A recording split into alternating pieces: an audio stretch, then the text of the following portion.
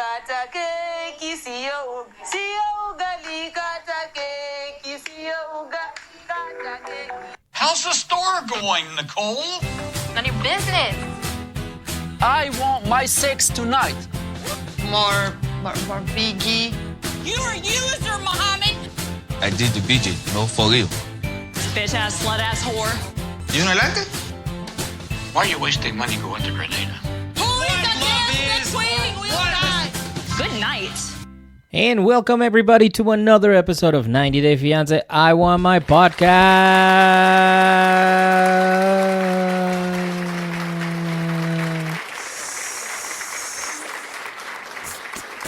Oh, they're already clapping. Amazing. My name is Miguel and I'm one of your co-hosts, and next to me we have Jenna. Hi, everyone. Heck yeah, Jenna, how are you today? Oh, I'm good. And I hope this finds everyone else really doing well as well. I hope so too. That's just a preview of what I put in my work emails. What did Straight you up, write? I hope this email finds you well. Does anyone else do that? I don't know. Let us know at 90DF_ I Want My Podcast. Speaking of that, let's gather for a quick family meeting. So get in here, everybody. We're going to start. So as always, follow us on Instagram at 90DF_ I Want My Podcast. And similarly on Facebook, if you're a fan on Facebook, join us there at I Want My Podcast. Something like that. Just look it up. Yeah, it's very simple. And of course, join us on Patreon. The family's growing. We've been watching a lot of season 2, and we are ready to go. So get your Patreon membership and get going, because once we go, we're not going to stop. Yeah. It's not much. It's like $5 a month. You get early release episodes. You get just some like insight on like what we do sometimes. Like I'll post a picture of myself editing, or a video of us editing, or us about to record, or like we're gonna start doing video, which is really cool. I'm just waiting on the camera, so as soon as we get that camera, we're gonna start going. It would be really, really nice to see you there. So shout out to everybody that has already joined. Thank you so much. We appreciate it. And if you haven't, please do so. All right, I guarantee you'll have a lot of fun and you like it. And there's no commercials as well. If you're sick of the commercials, join Patreon. You don't have to listen to them anymore. You literally don't have to listen to any of this. I know there's some people that are like, I don't mind. Well, all right. Cool. Nothing you can do about it. But yeah, it's ad free. We just keep going, and it's like I said, it's a lot of fun. So yeah, go support us there. Exactly, that's the best way to support us. So is that it for the family meeting? Do you have anything else? So no, that's it. All right. So Instagram, Facebook, Patreon. Join us everywhere and rate and review, please. Rate and review. Please because do. We love that. That always helps us. Helps other people find the podcast as well. We didn't know it was such a big deal at first, but turns out that the more reviews you have, the more likely people to find you. Right. Are to find you. So I didn't know that. I thought it was just like you type it in and people find you. It's like, nope. No, not that easy. Yeah. They only show you like the first 5 that good and have good or bad reviews. Yeah. So yeah, that's it. That's really it. That's all we have. Rate and review. Facebook, Instagram. Join us on Podbean as well. Yeah. Yeah, absolutely. Subscribe That there. definitely helps us. We have probably the most followers on Podbean. Oh, Did you know wow. that? Interesting to know. About 186 people. Wow. Have, Thank you to follow all us. of you. That's awesome. Thank you so much. And also the Facebook page keeps growing. I'm very excited about that. I'm super excited. It just keeps growing. Yeah, it's really fun over there. I've been talking to a lot of people on Facebook. I know they Jenna, just reach out. Yeah, Jenna does mostly Instagram, and sometimes I do it. Sometimes I do Facebook. I mean, I do mostly Facebook. Sometimes she does Facebook. Yeah, it's a lot to manage. Yeah, we take turns, and but yeah, it's fun. It's fun interacting with everybody. Yeah. And that's it, I think, right? That's good. That's it for a family meeting. What do you Yeah. think? I feels meeting enough. All right. You know? Well, I like that. Yeah. So why don't we take? I'm glad That made no sense. No sense at all. No sense at all. Okay. Well, let's get going with the episode. Okay. Do you have the name of it? Yeah. So, of course, this is 90 Day Fiancé, just 90 Day Fiancé, no special franchise. OG, season, baby. Old school. OG, season 3, called What Am I Worth to You? ? And it's part 1. Part 1, baby. So let's get on our buses, everybody, and let's get going. Let's go, everybody. Come on, put your bags in there, and let's go. We are going to Florida to visit Robert and Annie and see how Annie is adjusting to the life with Robert. I mean, I think it was good the first night, of course, but I just can't wait to see what's going to happen as they spend more time together. Yeah. You know, first night is always great. Like any kind of like first date, job interview, like you always idolize the person and see like, oh my God, they're amazing. But then it's just them after. What did you think our first night was going to be like? What did I think it was going to be like? So like When we first moved in. oh yeah, it was not what I thought. I guess like I thought, so I had lived with 4 boys previous to that. So I was like, oh, okay, like whatever. Like I know boys are messy and all of that, but you were a new level for me. Wow. Yeah, it was great because I like Shade. to be around you. You're like such a wonderful person to be with, and I never get sick of you unless you're being really annoying. But babe, come on. I actually do like you. So it was great. I guess like overall to describe it or to summarize it, I would say it wasn't what I was expecting in terms of like grossness, but it was as good as like just being together as people. I thought it was cool. Oh, that's good. That was it. You have just one word for it. Yeah, it was cool. Yeah. I guess mine would be grossness. Gross. All right, so yeah, Annie and Robert spent the first night together for the first time since when? Since like a year ago when they were in yeah, they've known each other, been talking for a year. Yeah, so this is like the first night ever that they just spent together. And Yeah. as we remember from the last episode, Bryson was up all night and he was just like raising hell all over the place. And everybody's like, come on, like Annie especially, she's like, I want to walk right now. Like I'm a Leona right now and I want to. Yeah. And Bryson was all over the place, and that's where we left him. So today, when we showed up, they said that they had some drinks, and then those drinks led to some more drinks. Yep. And then Annie just goes straight to the point. She's like, we had sex in the living room. Yeah, she's very open. She does not plan on hiding anything. So yeah, and it looked like Robert like flinched a little bit when she said that, but like, what is he gonna do? It's not a lie. Yeah, you think she's like a savage or something? Like she's just Maybe. like goes to town and he wasn't ready for it? Could be. Damn. Yeah, he looks like he's been lonely for a little while too, so that could change his perspective. Yeah, so I don't know. But after that, Annie said that she couldn't really sleep. And I can't really relate to that because when I first got here, I slept like a baby. Yeah, so you liked it. I You liked felt it. comfortable. I felt comfortable. I felt safe. And I slept. Yeah, well, So, you I don't didn't know. have to share a bed with Robert and Bryson. That is true. I only Really? had to share a room with my brother, Diego. And He one was time little. he freaked me out because we were sleeping. And I remember I was about to pass out. And I see him like he sit up. And he said something like super strange. And then looked at me.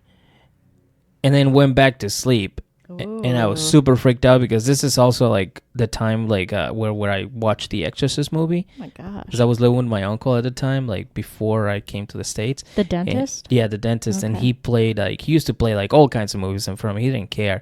And I remember watching The Exorcist for the first time in my life, and I was petrified. So when I saw my little brother like sit up and looked at and like speak some gibberish and then and then looked at me, I was like, the fuck no. This is no, I'm not getting no. This is The Exorcist happening So right what'd now. you do? I think I like couldn't sleep. I think I just like woke up and I went to the living room or something. I told my mom, or I don't remember what I did, but I remember I was freaked out. Yeah. Oh my God, that is So- scary. I So think I maybe would, like, maybe freeze. Annie went through something like that. Maybe Annie saw Bryson like get up and like hang off the ceiling or something. And Yeah. was like, fuck this. It wouldn't surprise me if he slept like a bat. like hanging from the ceiling. Yeah. Maybe Upside down. upside down. Only comes out at night. Yeah. Yeah. That does sound scary. But so yeah, the next day they're having breakfast, and did you notice that Bryson started humping the balloons? He wasn't humping it. He was just like mounting it and trying to pop it. Like He's got a little weird. destructiveness in him. I don't think he was humping it. It wasn't sexual. You don't think it was like, oh, trying to, like he was mounting it? No, I think he was just like playing on it, like playing on like a big, like one of those big balls, like a big yoga ball. But he wanted to pop it, so you don't want to pop a yoga ball. You can't fix those. So it is a destructive thing. Yeah, I think it's more destructive than sexual. But who knows? I mean, maybe he heard some jiggy jiggy in the living room and he's now emulating that. Jesus Christ. I know. Yikes. So then after that, he gives Annie a kiss and he rolls with Daddy to school. Mm-hmm. Yeah. What is he, in kindergarten? It sounds like it. Maybe. I don't know. But after that, Robert comes back and picks up Annie, and he tells her, you know what? I told you I was going to bring you shopping, so I'm going to bring you shopping. Mm-hmm. She got all excited. Yeah. She was super excited because she explained to us that all of her fancy clothes she left at the Dominican Republic. Mm-hmm. She had nothing with her. Well, just like a couple outfits, but nothing like too fancy. Yeah, it's like she wanted to start over or something. I don't know. Mm-hmm. Or maybe she needs warmer clothes. I'm really not sure. I don't think, maybe. What do you mean warmer clothes? Like, because they live in Florida, so I don't think it gets too cold. No, it can get really cold in Florida. Yeah, I used to go to Florida for Christmas, and I'm trying to think. We were in different parts, but we would always be like totally bummed because you'd basically have to wear a sweater with your bathing suit because it was like. Why would you wear a bathing suit in Florida when you're on a beach vacation? So you're cold, but you wear a sweater and then you go swimming. Like what would you? I mean, I'm in Florida, so I'm not going to not do beach activities. If you can't swim in the cold with a sweater on, I didn't wear it. I like wore it on the beach. Or like at the pool. And then you took it off and jumped in the pool or ocean? No, I was just like in a bathing suit. You're psycho. I never know how ridiculous these things are until I say them out loud. But it's like, it can get very cold. It was definitely the kind of thing where you like wanted to buy a sweatshirt when you were there. And you're like, why did I bring shorts? This was so dumb. I never went to Florida. Oh, really? Mm-hmm. Wow. Never ever. Well, we have some friends in Florida. So now we do. Yes, that's right. Yep. We're going to have to make the trip. Mm-hmm. So shout out Melinda and Austin. Mm-hmm. Can't wait to see you. So anyways, we are back in Florida, right? Robert takes Annie shopping, but where does he take her? He takes her to a store called the Avalon Exchange. Boom, boom, boom, boom. Mm-hmm. Sounds cool. I feel like there's a lot of like clubs called the Avalon like around everywhere. I feel like that's like a place that we should take you shopping. What? The Avalon Exchange. No thanks. Why not? I knew you were going to skewer me for this. You're a very expensive babe. I'm not expensive. You're a very expensive babe. I buy very few clothes, but when I buy clothes, I buy nice clothes because they last me forever. I'm still wearing some stuff that I had in high school. Mm-hmm. I knew you were going to do this. I knew you were going to do this. You're a very expensive babe. That's all I'm saying. I'm sorry that I have nice tastes. And for example, I used to work in a place that required business formal work attire. Mm-hmm. Like people wore hose and like very fancy suits. And so it's a lot to keep up with. So Miguel's judging me because he's coming from a place of pride that he like barely spends nothing, but he like looks amazing. And that's great. But when you are 5'1" and you have a funny shaped body, you have to wear clothes that like make you look really good. And listen, what? Babe, I'm not judging you. You are judging me. That's why you put me in this situation. I even said when we were watching this, I was like, oh, God, this is just an opportunity for Miguel to shit all over me for my choices. Okay. So what do you think? Do you think Annie would be happier if Robert took her to a Marshall's or a TJ Maxx? So say even an H&M. H&M is kind of nice. Uh-huh. Or even a really Primark. is. I don't know if there's a Primark in Florida. I love Primark. Fucking love Primark. Oh, we miss it so much. That was like our favorite store in Boston. It's an Irish department store that's like H&M. Yeah. But, so Annie would have been, I think at first Annie said like, I don't wear used clothes. And that's definitely like a point of pride for prideful people to wear nice new clothes. That's like a thing. So she says like that's really what she wants. She calls everything very ugly rags, which I think is a bit of an overstatement. Trapos. Yeah. Muchos trapos feos. Yeah. And she just had like another vision for herself. She thought she was going to come to the US and buy fashionable clothes. For example, like Chanel and Versace. And I just want to say that's where her argument breaks down. I called it. What? I called it out. I said that from day one that she's gonna want, because he told her, it's like, oh, I'm gonna take you shopping. Right. For the stuff you need, like toothpaste. And in her mind, she thought, oh, we're gonna go get some Gucci bags and we're gonna get some like, Gucci pumps, and like she's gonna get like all top of the line clothes. And he's like, no, we're gonna go to Avalon Exchange. Yeah. And she was just like, nah, not gonna have it. She is just like not really settled into reality whatsoever with this. So that's going to be hard for them. Because how does she expect to be in an apartment building like they live in and then wearing that? And like they have like so little furniture. He's a Lyft driver. No, like, but how like is she their not adding apartment all is this actually up? like it doesn't look bad. Like the No, area it where they doesn't look live is bad like at really all. nice, kind of. Yeah, it doesn't look bad at all, but it's like not terribly like modern or like to the eye. It doesn't say like we have loads of money to spend on like multiple Gucci bags for you. It's a humble apartment. It is a humble apartment. Yeah, I don't know how she's gonna deal with that. But then what really made me laugh is when that girl showed up out of nowhere, Well, and she was just like standing there, and she was like, "So, is there anything else I can help you find?" And Annie just looked at her like, "What? yeah. No, I'm good." And Robert's like, "What about this? Try this." And then I don't know why, but this sales lady goes, "Oh, this is all used clothes." And Annie's like, "What? This shit's all used?" No. Yeah. I'm not gonna do it. It was really like a clash of the cultures right there in that moment, because I feel like the stereotype and like what I'm assuming about the sales lady at the store was that she was like definitely a diehard environmentalist, and she was coming from the used clothes movement of circulating used clothes back into the ecosystem to like reduce waste. Okay. So that's like one top reason that people seek out used clothes. Or she's just like me, and she just doesn't care. I don't care. I mean, you also really like H&M. Yeah, but lately I've been leaning more towards like used clothes. I'm like falling back into my old habits of going to places where there's like $2 shirts. That's my Where, kind of like place. at Target? Like Primark. But that's not used clothes. I know, but that's what makes it even better. So you just like cheap clothes. I like cheap clothes. Yeah. So I'll go anywhere for cheap clothes. All right.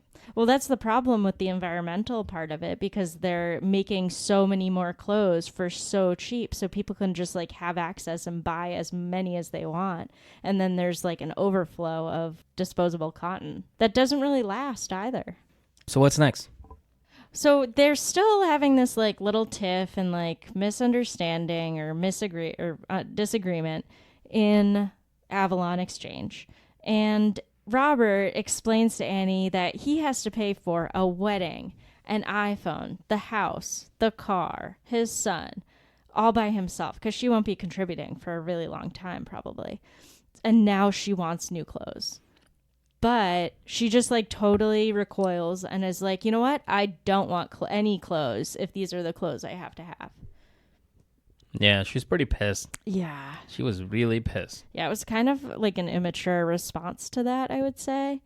I think like Robert is like a mature guy. He's very like upfront. He's clear with Annie about like what he can do. It just seems like Annie isn't like taking it in at all.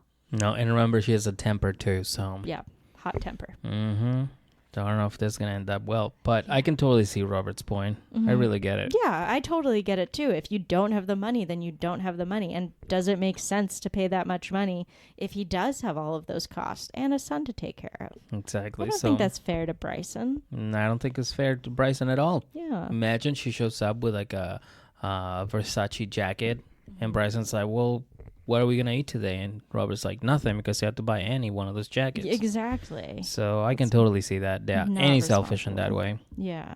I think it's just like not clicking for her because we're seeing like the typical misconception of other people who are just like not very cultural or have a big cultural understanding that in America or in the US, there's like a lot of different kinds of people and a lot of different kinds of money. Like they haven't heard of the phrases like the 1% or the 2% and then learning everyone else after that can't afford Gucci bags. Yeah, and none of them also haven't learned that money don't grow on trees. Mm-hmm. And definitely don't fall out of Robert's ass. No, I loved those phrases. Mm-hmm. He's definitely going to be like our Larissa in terms of phrases. Yeah. And then Annie closes out the episode. Well, Annie closes out their segment by saying, I'm poor, but I don't buy fucked up clothes. Mm-hmm. And I was like, wow. Yeah. Wow, wow, wow. I know. I think she's being like a little bit insensitive.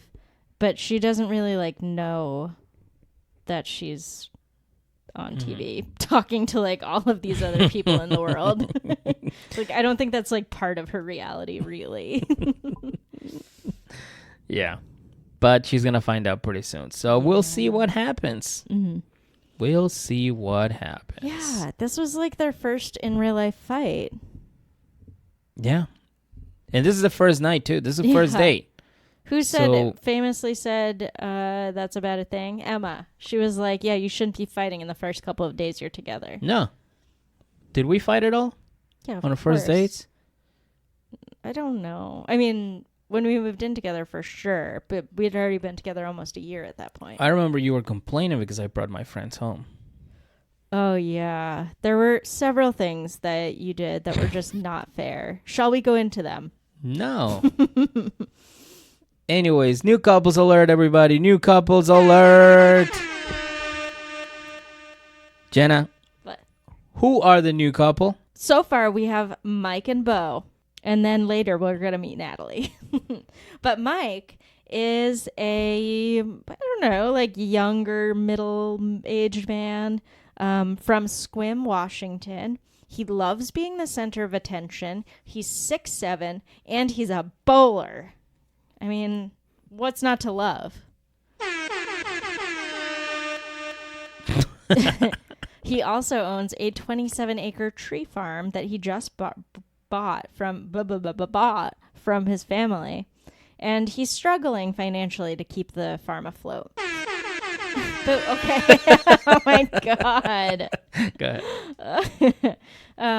So I mentioned that it's Mike and Beau right now because Beau is his uncle and the only person who works on the ranch.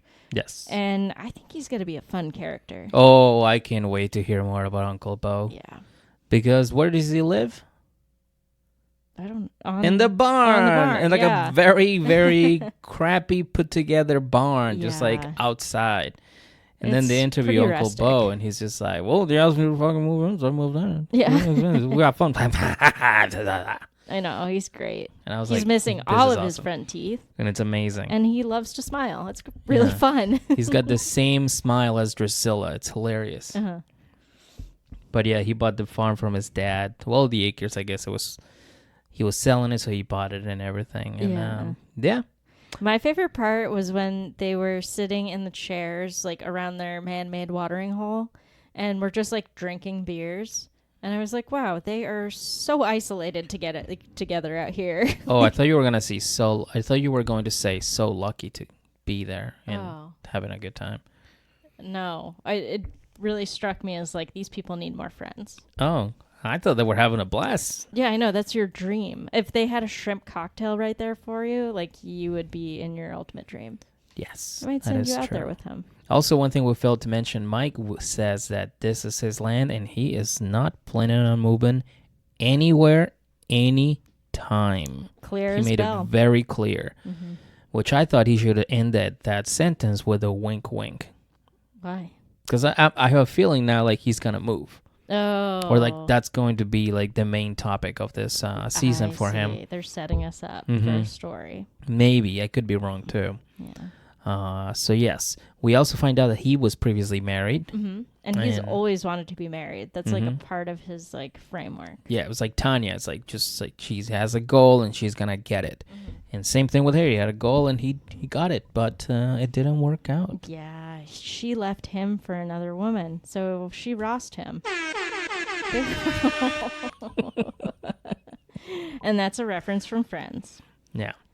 And he, after that, he got a little bit chunkier. Yeah, I mean, he was depressed, obviously. It's happened to a lot of us. Like you either overeat and get super fat, or you don't eat and you dig yourself into whatever you are doing to distract you and you lose a lot of weight.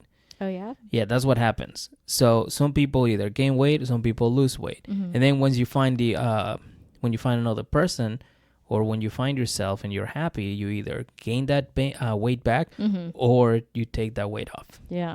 It's funny how it Which works. is what happened to us. We both gained weight. But now we're taking it off. Yeah, I was pretty hot back then. You ruined me, babe. You Well, ruined me. I could say the same about you.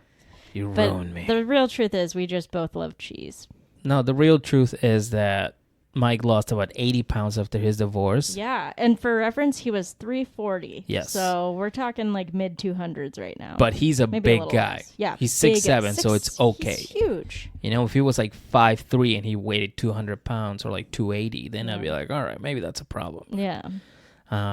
So he can carry it. Yeah, exactly. He can carry it. Yeah. So then we find out that his friend married a girl from Ukraine, and they had a kid and made Mike the godfather, which is kind of cool, So you know. cool, yeah. At the same time, one of the girls, the girl from Ukraine, she had a friend, Natalie, and they made her the godmother of the kid. So they met, and I don't know about you, but I thought she was really cute. So pretty, yeah. Very, she like very has pretty. that light in her that like makes her glow. Yes. So they Beautiful. introduce us to like some videos that she sent to Mike where she doesn't really say his name, which gave me like Maria vibes like all day. Well, they're from the same town yeah. or city, Kiev.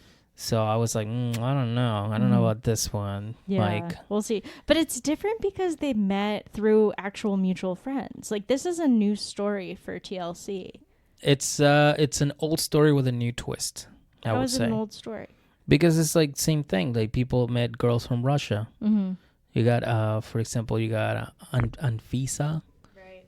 And you have Maria. You have Olga. Yeah. So it's like all these guys that met all this. Oh, actually, no. Olga met Steven through Friends when she was here in the States. Right, yeah. So- on like Virginia Beach. So maybe it's more like that one. Yeah, but it like still in is like person. yeah, but it still is like it's like an old story from like, you know, like she lives there, I live here. Right. But they actually met through mutual friends instead of like, where's Anastasia.com? Right. What is that site? Exactly. So- And I think that's like a really charming story too. Like they met because like he was one half of this girl's godparents. She was the other half. Like how perfect is that? So we're being set up with a true love story. And I really can't wait to see what happens next. Absolutely. I can't wait to see how this thing unfolds, especially because they're complete opposites.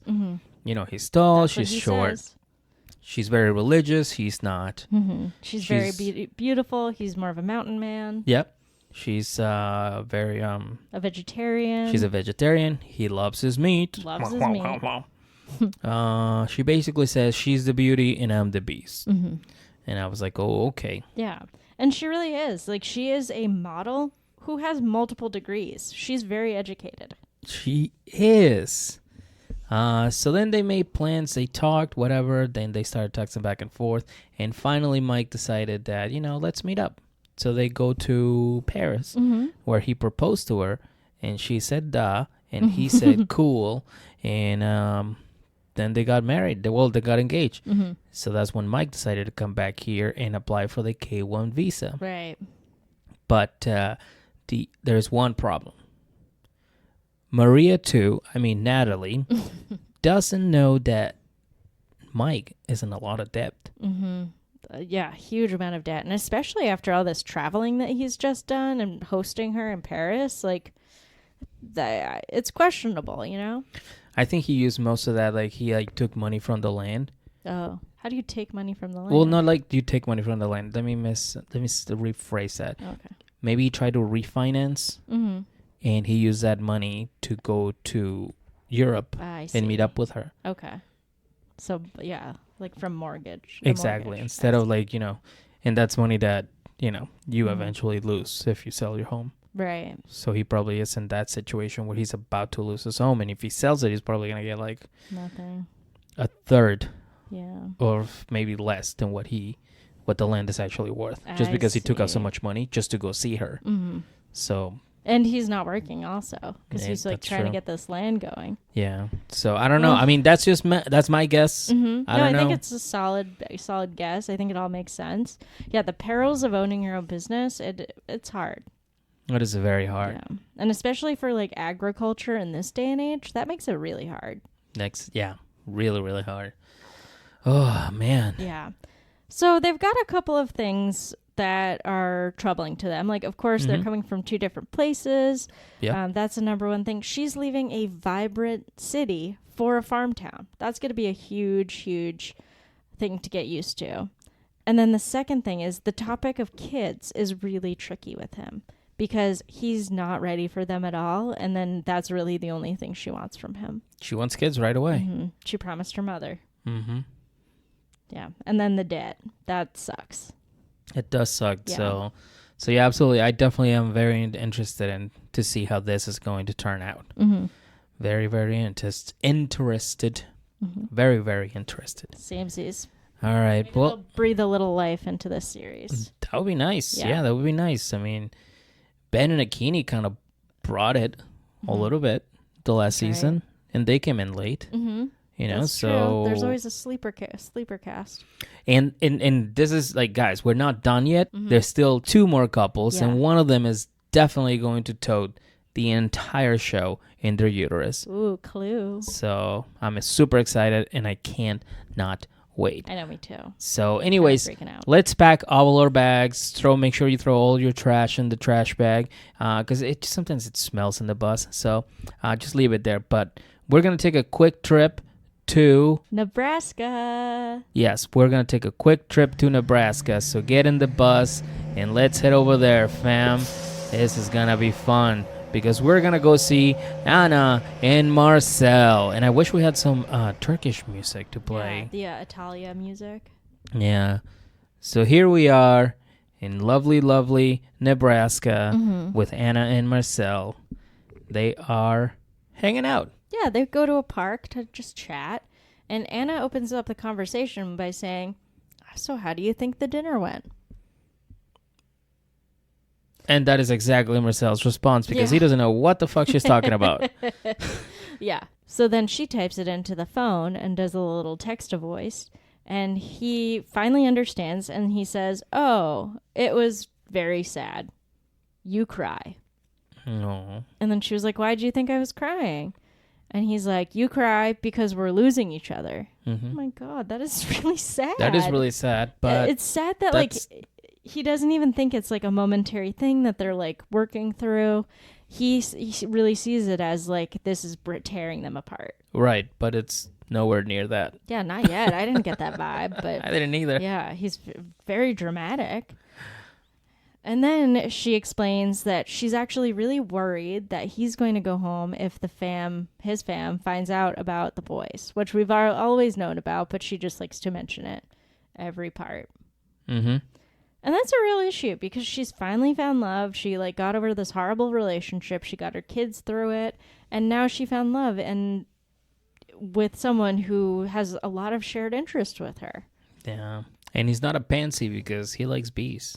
Mm-hmm. That's right. That's a big thing for her. Big thing for her. So yeah, did you talk about the boys? She talked about the boys quite a bit. And then Mursel finally explains a little bit deeper about why he's keeping this big secret from his family. And he explains that like all the communities are very, very close. It would be very strange for him to be with a woman who has kids because that says a lot. And he is really afraid that his parents will be shamed by their community if anyone finds out. Mm-hmm. Which, like, that's a lot to worry about and a lot to take on. The pride and shame of your family. Yeah. So then Anna asks him, like, if your parents find out, will you go home or not? And he's just like, I don't know. Yeah, he really has no plan. It's like, well, you kind of have to have a plan, Marcel. Yeah. And the funny part is, and I feel like this must be like a cultural Turkish thing, or like in any country where you're very, very close to your family, like India. He said something to the effect of like, he wants to wait and tell his family when they're on their deathbed, because then they'll forgive all of his sins. Well, no, because Anna asked him, like, when are you going to tell them? And he goes, 10 years. And she's like, 10 years is a long time. He goes, yes, 10 years. And then they go to his talking head, and he's like, oh, well, the only reason why I'm doing 10 years is because that's when my parents will be in deathbed. And then I can just tell them all my sins, and they'll forgive me. Yeah. And I was like, that is a solid plan. Don't get me wrong. But, and no. That's, Right. no. That's shitty. That's a long time to keep a secret, especially for someone who's Facebook active. Exactly. Yeah. Like, what is he going to do when they all take a picture? Is she going to say, oh, those are her nephews? Right. Which could actually That could pass. work. But, Yeah. like, still, no. Don't be shitty, Marcel. Yeah, it doesn't feel right. Especially for like a woman who's been like living on her own without any kind of like, or especially for a woman who just got out of a controlling relationship and she just wants to like be herself. That is not okay for her to have to kind of regress and like be part of someone else's crazy cuckoo rules. Yeah. So, obviously, hiding the boys and everything is not an option for Anna. So, so she asked Marcel, like, well, Marcel, what about a relationship? What would happen? And he just answers the same thing. He doesn't know. And then he tells us that he does feel a little bit guilty for doing this, but he doesn't want to upset his parents. And Anna is very, very upset. She's very, very upset. Yeah. And then they get into like an even stranger conversation too, because he explains he thinks that this, like keeping together this lie and the relationship, is their destiny. And she interpreted that as it's as if she wants to be with him, but she has to hide the boys. Yeah, that was fucking weird. It was weird. I don't feel like, even just reading my notes back to myself, I'm like, what? Yes? What? Like he's a nice guy, but like sometimes like nice guys say fucked up shit like that. Right. Yeah, that is very Anyone weird. says fucked up shit like that. Well, I know, but it's always like the people that you don't really expect it from. I see. Like if you saw somebody like my friend Alan Fitzgerald, like you look at him and you go, that guy says horrible things. Even though he is. Like, But if you look at lovely somebody like person. you, and then somebody goes, "There's no way Jenna says those things," and then you're just like, "Rawr!" Just like, "Oh shit, she does." Yeah, sometimes I do. So it's like something so unexpected from him Yeah. to 'Cause say that. It's not what he's been portraying up to this No, point. not at all. I mean, he did head bumps and he did his silly dances and Yeah. he brought Omar. And now So- he's like, oh, you're in love with me, but your kids are holding you back, right? Don't worry about the kids. I'll hide them. I'll do you a favor. Right. It's like, wait, what? It's a little misguided. But it's all his religion, like his Well, not just not religion, his but his culture. his culture. Yeah, and It's his all like about his family culture. values. Family values, which come on now, dude. I know. I think like I mean, you would think. I don't want to say like I think, because like this is not my life at all, and like it's really hard for me to judge sitting in this seat. But you'd think like he's in old maid stage of marriage life for his culture. Like people get married very young and they're expected to have kids, but obviously he's waited quite a long time, and we know nothing about his past histories or anything. But you think like when a man gets to that stage in life where like anything would be acceptable, like they'll just be glad that he can be around people to take care of him when he's older.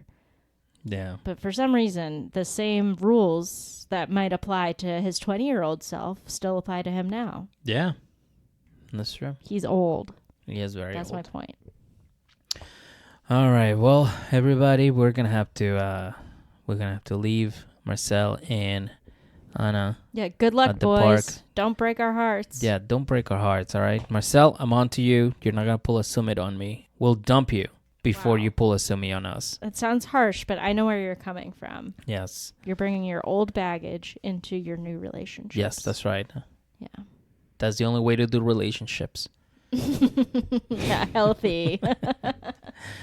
All right, everybody. Get in the bus. Get in the bus. We are going to take off. We're going to head back up to Connecticut. That's right. We're going to go up to Connecticut to visit Michael and Juliana. And we're going to check on the interview process. And we see that Michael is at the wine and he is working very hard. And he tells us that he's been texting, we don't know if been he's videotaping, and we don't know if he's at the wine. He's just in his basement office or what looks like that. no, he's at the wine. He's working. Oh, okay. He's working very hard. And he also says, as you were starting to say, he's been video calling, text, chatting all the time with Juliana. So when is he working? I just want to point this out. Like, when does he work? Well, I don't know. he works. That's the beauty of working on the wine, that you have all the freedom I see. and you Okay. make all the money. Well, that's nice. That you obviously don't know anything about the wine. I don't know anything about the wine. If someone would teach me, I would love to get into the wine. Okay, well, maybe we can hit up Michael right now because we're in Connecticut. Yeah. Michael, So, can yeah. I apprentice with you, please? Please. For scraps. So then he finally got a video on his email, and it's Juliana, and the camera's it's just like there, and she walks by it, and she goes, "I got my visa. Kinda like I got my that. visa." And Michael is super excited. Yeah, they're very happy. They've been on a long road with this. And But not the hardest journey we've ever seen, because he has all of the resources that he could ever dream of to be able to get through this process. But they have been thrown a lot of curveballs because of Juliana's past, Yes, a lot. or what's presumed about Juliana's past.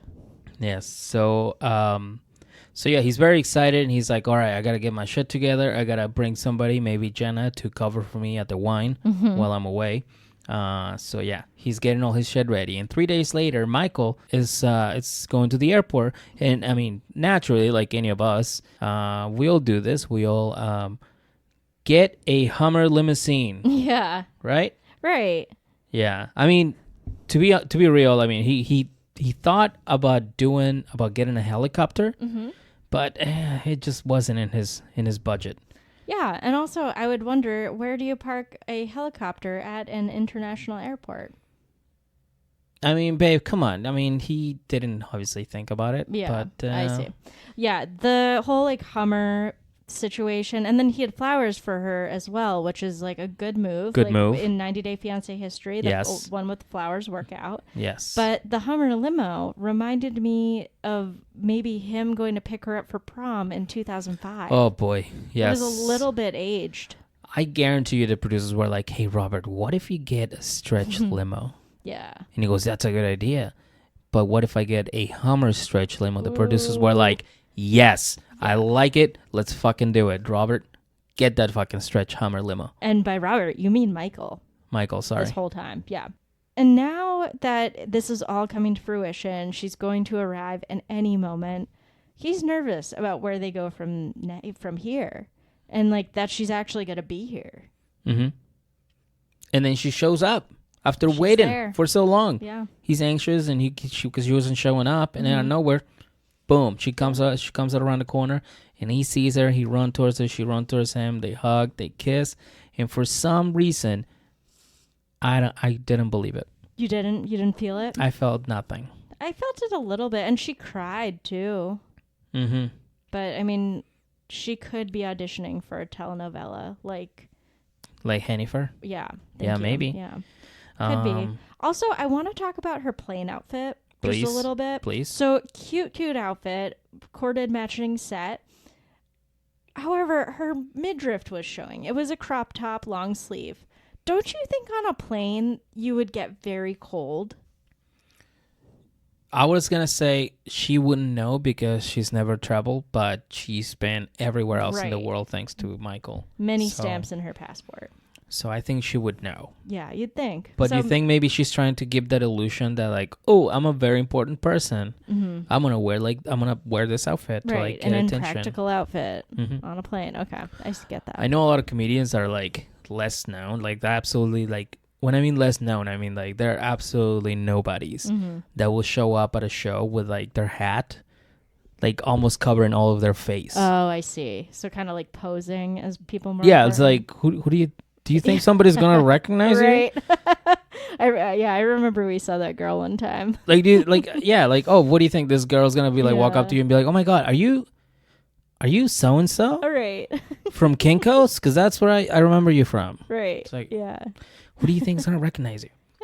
So maybe she's trying to get that same kind of attention. I could see that. Yeah. You know, just to be like, oh my god, like she probably just wanted people to be like, oh my god, look at her, she's famous, she's always on Snapchat, she's always like on her phone, and she must be somebody famous, maybe an influencer of some sorts. And maybe that's a thought that's crossed a lot of people's minds. Right, I could see that. Saying.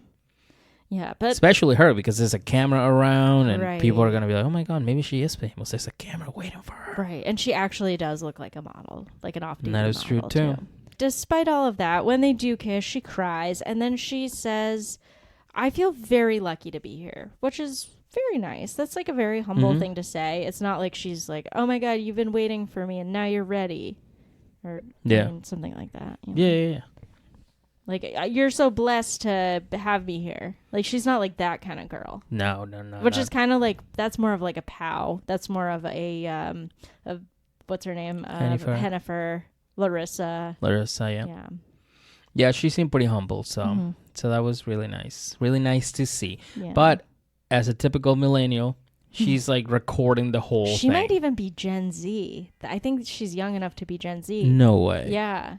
I think it's like 85 to like 95, 96. Oh, so she's just on the cusp. Generation Z refers to the generation that was born between 1996 and 2010, following millennials. Okay, well, then like so a typical young. Gen Z. Oh my god! So like a typical Gen Z, she's like recording the entire thing, everything from top to bottom, from the minute she got off the plane to the moment that he shows her that the stretch limo is waiting for her outside. She's the whole time she's on her phone and she's holding it. She's recording the whole freaking thing. And she is young. She's so young. And maybe Michael thinks that she's a bigger deal than she is too, because I think like he is at the age where he would really only hear about this behavior on the news because his kids are too young for it. He's too old for it. So maybe he thinks she has this like big following. Maybe. Yeah. And that's like important. I don't know. I have no clue. Yeah. I don't know. I mean, it could just be, I mean, this is not something new. Right. We've seen that over the years, every generation, they go for some girl younger or something like that. So this is not like. Yeah, this is just as old as time. Yeah. But anyways, they get in the limousine and what does he say? What is this? Well, before that, they like get comfortable in the limousine in the back seats, and then she gets excited that she's in it, and she starts squawking like a seal. Like, did you hear the seal noises when she kisses him? She was like, and then she kisses him. She would like I don't that. remember. I wish we had the clip. It was ridiculous. So she makes this like seal barking noise and kisses him. And then out of nowhere, Michael says, we could film a limousine porno. Yikes. Oh Yeah. my God. Why would he say that to his wife? How can he say that to her? I know, but like that's just like horrendous. I'll tell you how. With his mouth. Yeah, apparently. But yeah, he mentioned earlier, as you said, like he is not a sleazy old man. He's not a sleazy old man, no sir. I think he might be a sleazy old man. And he's definitely man, not a pimp. Yeah. Definitely not a pimp. Oh my God. He's definitely not an old sleazy pimp.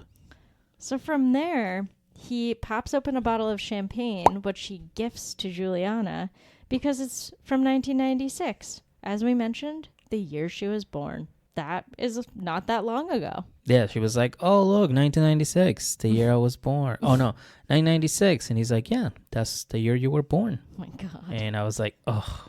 Yeah. I think we all cringed at that one. Right. I wish he said, like, what he was doing in 1996. I would have loved to know that. I would have loved to hear that, too. Yeah, that would have been funny. Yeah. And then she starts, like, being grateful again. And she's like, oh, you know what? I'm only 23 years old, but I've been through a lot. And she starts explaining, like, how she grew up, like, very, very poor. They even had to, like, A poor Brazilian girl. Right, which Michael obviously gets off on. He's very, very taken with the opportunity that he can help her. And yeah, she used to have to like scrounge for plastic to exchange for meat, which was one of the examples. And she worked as a seamstress for about 10 years. So that means since she was like 13 years old, basically. Yeah. Wow. So that is a tough life. So let's pop some bottles and look at the window because there's New York. And she's like, and she started taking pictures of it. And then he's like, welcome to America. Yeah, I got a kick out of it. I saw a meme this morning that was like, the tour that Michael gives is the tour that Jesse wish he got. Instead of from, what's her name? Yeah. Darcy and Jesse. Yeah, because she was just like, I'm looking at myself. What is that? Yeah. Oh, that is, I think, no, don't worry. I'll look it up later. Yeah. What is that? I'll look it up later. It's like, what a freaking dick. Yeah, he I really hate was. Jesse. He was not pleased with the tour he received, and he was awful. I bet you that if we reach out to Jesse to be on the show, he'd be like, tons of podcasts have reached out to me to talk to me. And he'd be like, $1 million, please. Yeah. I need to buy more Saint Laurent. And that's when we go. You love those buttons. You want $1 million? That's hilarious, Jesse. That is hilarious. Not only you're a motivational speaker, you're a comedian as well. Ha ha ha.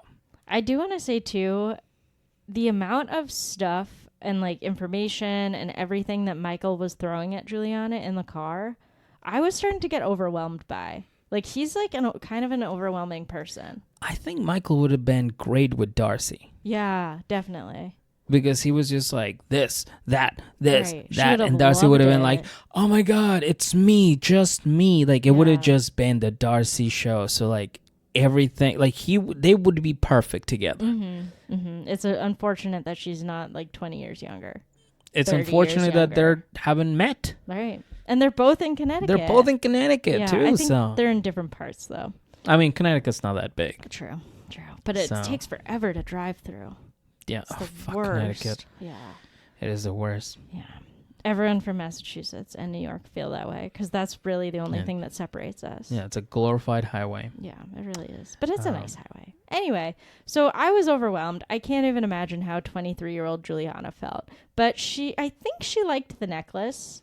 It did turn out like a kid's like paint set. There were so many colors that were just like primary colors like all together. It looked stupid. It kind of did. It really stupid. looked like if you go outside right now and grab like 5 pebbles and paint them red, white, and blue, and gold and green, and then just put like one of those wires, gardening wire, and like wrap them up around that, and then just put them on like a nice like Gold 50-cent necklace. Yeah.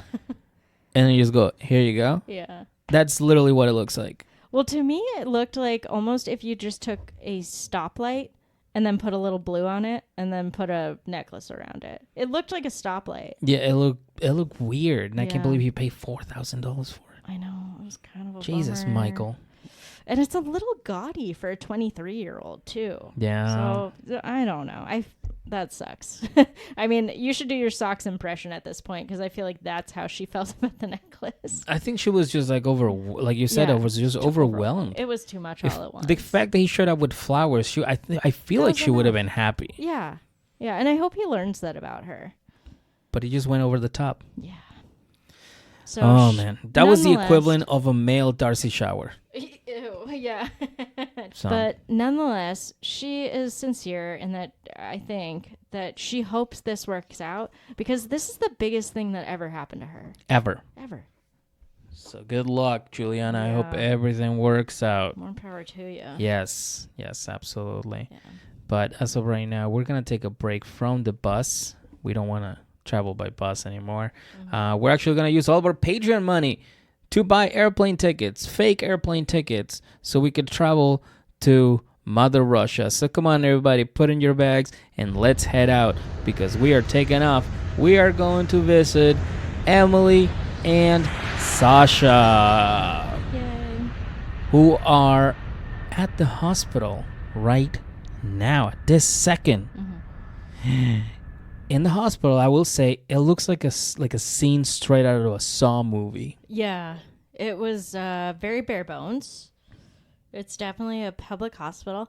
I wanted to ask you a question. What? Now that you've seen a couple of different hospitals in a couple of different countries, what hospital would you want to give birth at?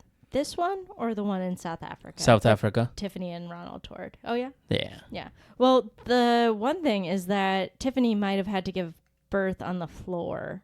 So it's definitely overcrowded. I can't decide. It both seem terrible. Like, Well, which definitely. one's Oh, scarier? and I mean, after seeing the doctors, I would say South Africa. Oh, yeah? Yeah, 'Cause they're still. warmer? Yeah. Okay. I get that. Yeah. Yeah, I can't pick. Most have equal amounts of cons. Yeah. So then they asked Sasha's like, hey, like, what about your other kids? Like, oh no, because he started explaining it's like the only reason why I'm here is because like it's not typical for the men to be in the birth room, but since she doesn't speak, like her Russian is not that good, I have to be here to translate. And he goes, you know what? Now that I think about it, like, I think I was at work for the birth of my other kids, and maybe I was, and he just started going like, fuck, where was I? And I was like, damn, dude, that's not something you want to say, like, It's very different. on TV. And especially it's one thing if you are not in the room, like that's more of like a 50s birth in US standards. But it's another thing to like not remember where you are. Like people remember where they are for like some of the biggest events in their life. Like 9/11, you remember where you were. Day JFK got shot, you remember where you were. I wasn't alive. Yeah. Well, not for that one, but like you'd think the birth of your baby, you'd remember where you were. Yeah. Like, do you think maybe he doesn't remember because, like, on the first kid, he was, like, with the other lady? Probably. And I then mean, for the can't second say. lady, he was at the gym working out, Yeah. getting Staring Emily at himself pregnant. in a mirror. Yeah. That too. So, I don't know, but I shed on Sasha a little bit, but he was being nice the whole time. You know, he kept texting Emily, Emily's family, because you know he wanted them to stay, to know what was going on. You know. Yeah, for someone who had never done this experience before, although they had the opportunity in a way, I thought he did great, and I was really glad that he was there for Emily. Yeah. And I'll be honest with you, yeah, because like there was no one scene where he's not involved. Like he's in like literally every scene. Yeah. So I kept thinking like maybe Sasha will stay with Emily. Maybe. For two reasons. One, she's American and he wants a passport, he wants a visa. And two, he's actually seeing what she's going through. Yeah, they're having an experience together. Exactly. He's not like exactly going through it, but he's witnessing what is happening in front of him. So maybe he has more appreciation for Emily for doing it, and also is having some sort of like appreciation for everything that his previous ex-wives went through because he wasn't even there. I could see that. And I would hope that for him. You know, that would be a big first step into empathy for him. So the baby is ready to come out. That's what the doctor said. Yeah. You know, the doctor is like, listen, that girl is ready to pop, so let's do this, right? Yeah. And she chooses to take the pain medication that's offered, even though she was worried it was going to slow down the birth. That seems like a good rule of thumb. Yeah. Take the pain medication. Absolutely. And she also explains that she's feeling sad at this moment, that her family's not around her. But in the end, she doesn't regret her choice. Because she said, and it did seem like she was super doped up. Oh, she was super drugged out. Yeah. Like drugged out. Like she was just like, I kind of feel like she was like no emotion. You can tell she was just like words. Yeah. Words. Which is like how she kind of talks anyway, but this was like another level. This was like another level, yeah. But yeah, so she's pushing, and she keeps pushing. But the baby won't come out. Yeah, it seems like there were some kind of like complications with the birth, and they were trying to explain that the baby was misaligned and going into her hip, I think. Yeah. Which sounds horrible. Yeah, because like if you think about it, like it's going, like it's getting stuck on the hip, so it's basically like it's it's pushing like this, like his Yeah. shoulders coming out first instead of his head, I guess. Oh. I don't know. I don't know either, but that's gotta hurt it. Yeah, oh, it's definitely gonna hurt. Both the baby and her. Yeah, so So what they have to do is have a emergency cesarean section, otherwise known as a C-section. because the baby is stuck and there's no other way to bring him out. Yeah. And if they do push him out, I guess if they do force it, the baby could possibly come out with like head trauma. I'm sure, yeah. So That's they're like, scary. yeah, let's not do that. Let's just open you up, split you open, and just get Yeah. that baby out. And I wanted to say I liked seeing this birth a lot because it's almost like they don't have a plan in place for having a spouse in the room since that's not the standard. So Sasha just got to be like one of the team. It wasn't like they dressed them up and everything. Well, yeah. He I was mean, ready you to have go. to wear like the protective clothing and everything, but he was like able to kind of like freely move around. I feel like when we see a birth in the U.S., like there's like a special place for the spouse to stand. Like they mark an X on the floor. They're like, don't basically. fucking move. Yeah, because Yeah. they basically like don't want you to like mess up their workflow. Right. So, but it was just like very organic, where he just got to like look over and like see whatever he wanted and like ask any kind of question, almost working alongside with the doctor. So that was really cool to see. Yeah, there you go, Sasha. Now you're a doctor too. Yeah. So they go into the cesarean section, and that's a part where we saw a lot. Miguel, you're pretty like squeamish around like any kind of medical stuff.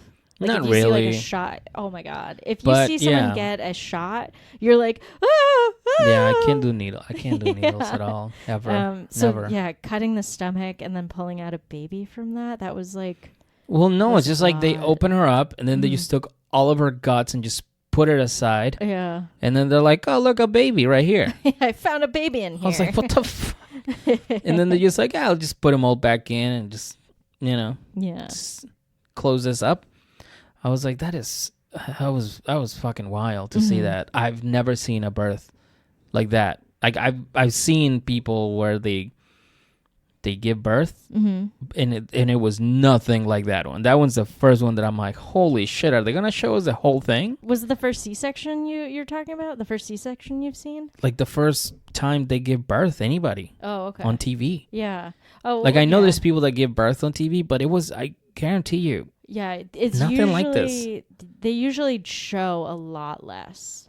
But, way less. Yeah, and usually, like, I know the people, like, see it through, like, a special blue screen now, like, when the mom and the dad are watching, like, where it kind of, like, shades the situation a little. You literally see it through, like, rose-colored glasses. But like they showed it when was they were everything. cutting in, I know. and then they show how Incision. they open it. Yep. Like I never seen anybody go in there and grab like whatever they cut. I never seen anybody put their fingers in there and open it, like Yeah. split it, and just take out guts and it was The it weirdest... was so weird. Yeah, the weirdest part for me to see that level of surgery is like, that's like seeing like they are doing it how I would think to do it. Like they're not doing it in like what my idea of a professional surgeon would do. Like it's like, oh, you literally just like make a cut and then open it, put your fingers in there and pull it out. Like there's no like special like thinking it through or like, I mean, I'm sure there is, but like it just looked so caveman like, if that makes sense. Yeah, it Like was. it looked like don't get me wrong, like like a regular human was doing it. yeah. Like I definitely appreciate it that they show me that, because like I said, now like I said for Sasha, and I feel like there's like a different some sort of like appreciation for whoever goes through that, because that looked fucking brutal. Yeah. But and like I said, I'm glad I got to see it. Well, that's good. That's really all I got to say. I'm glad I got to see it, and it was interesting. Cause like I said, I've never seen a birth like that. Like it's like you said, like they always show us like very little of the birth. Like they show the mom like struggling. They're like getting contractions, and then they're like, baby's due now, and the baby just comes out. Right. And I was like, And this one had like a lot of detail. I was like, holy crap! I was just not prepared for it. Yeah. I was not prepared for it. And then just seeing the doctors opening skin, like ooh, I can't see anything like that. Yeah, you don't like medical stuff. Like I've seen like athletes when they get some sort of like, I don't know, like injections into their knees so they can work out. Every time I see the needle, I'm like, oh, it just goes into their knees. So sometimes it's like a long knee. Oh, it's so gross. I can't. Anything with surgeries, I'm just like, oh, I can't. I know. Oh. I can handle it, but I still like do not prefer it. I would say that. But it's not my favorite. But also, we should say like that wasn't the end of it. That like, was not the end of it, yeah. and that was definitely not the worst part of it, because the No. worst part was when the baby came out, and it was completely silent. Because I was just like, holy shit! The TLC just shows a dead baby. Stillbirth. Yeah. Like this is. I was shocked. I was honestly, I was like, I didn't know what to say. I didn't know what to do. I was just like, holy crap, there's no way this is real. And then Sasha's just like, why isn't the baby crying? And the doctor's like, why isn't the baby crying? This is not how they taught me in school, shit. But then the baby's like, wow, wow, wow, wow, Right. wow. It was a They're like, little oh delayed. shit, so he is alive. I was like, holy crap, it is alive. We were so relieved. Oh my god, yeah. Once the baby started crying, but then the baby didn't like really cry. No, The it baby let was out, like a super chill. scream. Well, it's not like a like it just like keeps crying and crying and crying like wah wah. It's not like that. Like it like lets out a scream almost, or lets out. Because like they cut the umbilical cord, Yeah. and he was still like, "What's up? I'm a baby." It usually cries before that. Before they cut the umbilical cord. But I think it might be different when there's a C-section. I could be wrong. I don't know anything about anything. But I think like the general process that we all know of, like you push, then the baby's head comes out, then the baby's neck comes out, then the body, and then you hear a cry. I think it's different because it's like a different biological process when there's surgery involved. But also, Sasha cried when he heard the baby cry, and I think I was about to cry too. Because like I said, I was just relieved to the baby. I was happy. Oh, TLC testing our human emotions everywhere. And Sasha, they finally give him the baby, and the baby's just like, again, he's not crying. He's not like, his eyes are open, and he's looking around, and he's just like, "What's up?" I was just, I'm like 3 minutes old. What's up? And then they give the baby a chill name as well. It's Baby Dave. It's like Baby straight Dave. up Dave. It's like my boy. It's my boy Dave. Yeah. And you know what that made me think of? In France, it's a huge thing to name your dog like American nicknames. So like I met a dog named Bobby, and that's like a really common thing. Bobby, Joey, like any kind of like cute man nickname like that. That's funny. I'm like, oh, okay. I guess Russian people name their kid accountants' names. David. Yeah. It's David from accountant. Right. But then they chose like I think it's the Russian pronunciation of it. Or it's David. like David. That's how David. everywhere else in the world David. pronounces it. I'd be like, that's my kind of man right there. Love me an opera singer that coughs into the mic. Yeah. Oh, great. But yeah, so what's your timeline for kids? And I was like, what the fuck? Like, how do you just come out with that question over sushi? But because like they just met, like they're like just entering this serious relationship, basically like right now, because it wasn't like it couldn't be too serious when they were like living apart and traveling to each other. Mm-hmm. So just like figure out if you like each other. But he wanted to wait 7 years. Right. But then his answer to the friends was 3 years. Because Tanya had already kind of like edged into him, like, I want to have kids. I want to have kids on my timeline. You got to give me kids. Mm-hmm. She wants kids. Mm-hmm. She really wants kids. And that was news even to her sister from a couple of episodes ago. Yeah. When she was like, I thought this was just like a marriage thing and you were going to do that for a little while. But now you want to have kids and like get settled all before you're 30? And she made it very clear. Tanya made it very clear too. She said, like, as soon as one pops out, I want you to put another one back in. Right. You're usually supposed to wait 6 months. I was like, what the fuck, you psycho? Like, that's not how it works. No, that is not doctor recommended. So I feel like right there, somebody should have thrown in another red flag and be like, Sinjin? Yeah. That's another one right there, baby. Oh my God. I would love it if the producers and the filmers and everything would just like throw out flags. Like in football games when the guys throw the yellow flag. Exactly. Yeah, somebody should throw in a red flag and be like, that would be red flag. I want to so see the funny. replay of that. Oh my God. If anyone is listening and you make memes, I would do that one. That was definitely a good one. Yeah. But yeah, he wants to wait. She doesn't want to wait at all. And the reason behind behind him not having kids, or not wanting kids rather, is that they just barely know each other, and he doesn't know what's gonna be in the future. So he doesn't really know if kids would actually be a good thing like to have right now. You know, like it just doesn't seem right. Yeah. He wants to get to know her a little bit better and then see how it goes from there. He's a one step at a time guy, and Exactly. I can get that. It just makes a little bit more sense. So, but the friends think that Sinjin will just full on bend to Tanya's will and just do whatever she wants. Yeah. Good luck. That means they probably have to do that. Yeah. And it's just, it sucks because like, say when you're in a relationship, you kind of have to compromise. You can't just be like, this is what I want. This is what your job is. This is what we're going to do. Right. I don't feel like he's that kind of guy. And she's going to find out the hard way. And I feel like Tanya's going to end up alone. This is not going to work out. And she's going to be alone for like the rest of her life because she won't give in into what the other person wants.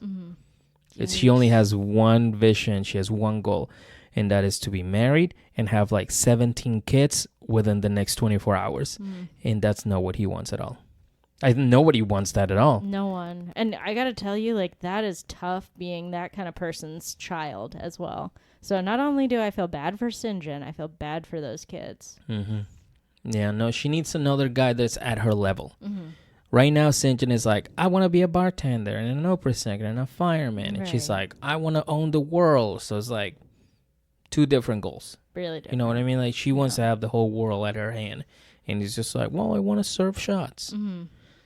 So very, very different perspective, different points of views, different, and they're not gonna match. They're not gonna last. No. Tanya and Sinjin are not gonna last. I think like we should have taken Tanya's sister more seriously when she was like, "You're gonna push him away." Like at first we were like shocked that like a family member would say that, but like I guess it's an educated opinion. Yeah. What do you think is a bigger deal? The friends were kind of debating this: marriage or kids. Well, it depends. Like, what do you mean, like, bigger deal? Like, if that's exactly how they posed it. They said, like, kids are a bigger deal than marriage. Yeah, of course. Because if you want to, you can be like, all right, listen, there's no kids, but we're married. Let's get divorced. Right. And that's it. Like, we just split. We lose money, and that's it. When you have kids, even if you're not married, you're like, well, we're gonna split, because like when you have kids, like you're split. When you split, you're messing with their head. Like, you know what I mean? Like Forever. You're giving them trauma. Right. There's not even like a timeline on there. Whether you're married or not, like that kid is gonna be affected by your actions. So I totally get when they say kids is a bigger deal. Yeah. Because like again, if you split and you're married, all you lose is money. If you have kids, then those kids will suffer. Right. More casualties involved. There is way more casualties involved. And even if you're not married and you split, the kids still pay for everything. Right. So. Yikes. Yeah. And Tanya basically like wraps this up by saying, I live to have kids and get my way. So holy crap. Yeah, she's going to end up alone. Very strong will. She's going to end up alone. Yeah. That's it. There's like nothing to it. Yeah. She's going to be alone for the rest of her life. Yeah. Especially with that mentality. I'm really looking forward to continuing this season and seeing Tanya produce, direct, film, and act in her very own rom-com.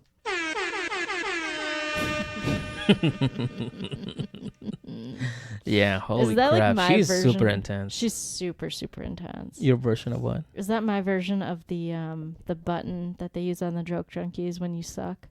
No. Oh, okay. No, we're celebrating that. Oh, okay, that's nice. Yeah, so that's it for part one. Part one, yeah, it was intense. It was a really lot to was. cover in Chock full. I think But yeah. this, it's like starting to pick up. Like we've all been complaining that this season has kind of sucked so far, but like it does, when we talk about it, it feels like it's picking up a little. Yeah, like I feel like once you get to know the characters, like Michael, Yeah. like before I was like, this fucking guy. Right. Look at him. His watch. He's all he cares about. Now I'm like, well, he's definitely a sleazy old guy. Yeah, we want to see some of that. And like when we saw Tanya and Sinjin, we're like, well, Tanya's definitely a power trip. She's definitely gonna like push the other guy away, and she will push the other guy. Yeah. She will push Sinjin away. Anna and Mursel. Marcel is kind of like blindsiding us right now because he's like, oh, you want to be with me, but your kids are what holding you back. Like he's pretty much saying your kids are baggage. Right. And we're all horrified. And we're all horrified. Yeah, exactly. Because I'm like, holy shit. Yeah, dude. and especially that Gino heard that. Oh my god. Oh, and the kid that is the most sensitive too. Yeah, that's Gino. Yeah, that's what I'm saying. Gino, like he's the sensitive one, so it's like for him to hear that, like that's fucked up. Oh god, I don't want Gino to hear those horrible words. Robert and Annie. I mean, we kind of knew Robert was gonna be something from the beginning. So, and he has been delivering with his quotes like, He's money don't grow on sleepy, trees, but also don't fall out of my ass. Like that's pretty funny. It's great. I'll take it. And Annie just making a scene because she doesn't want to use clothes. Like that's fucking classic. Right. I love it. And one last thing, Mike and Natalie. We didn't play the game, so before we go, do you think that Mike and Natalie are going to make it? Get married, yes. Make it, no. I think she's going to leave. I 100% agree. I think she is well-educated, well-traveled, maybe? Yeah, sophisticated. She's very sophisticated, and I'm pretty sure she's just using him to get here. Oh, I don't even think that. I think this is just like a mistake. Like, I think she's just making a mistake with her life. Maybe. Yeah. But I think she's definitely using him for the card. Yeah, Okay. I think this is the first one that I actually think. Yeah. This is one for the green card. Okay. Yeah, I guess I thought she was like nicer and smarter than she actually is, but maybe not. All right. Well, that said, everybody, thank you so much for joining us. And we'll remember, just follow us on Instagram, follow us on Facebook, and join Patreon. Also, rate and review. And we'll be back to you with part 2. Absolutely. Thank you so much, and good night. Good night. Good night.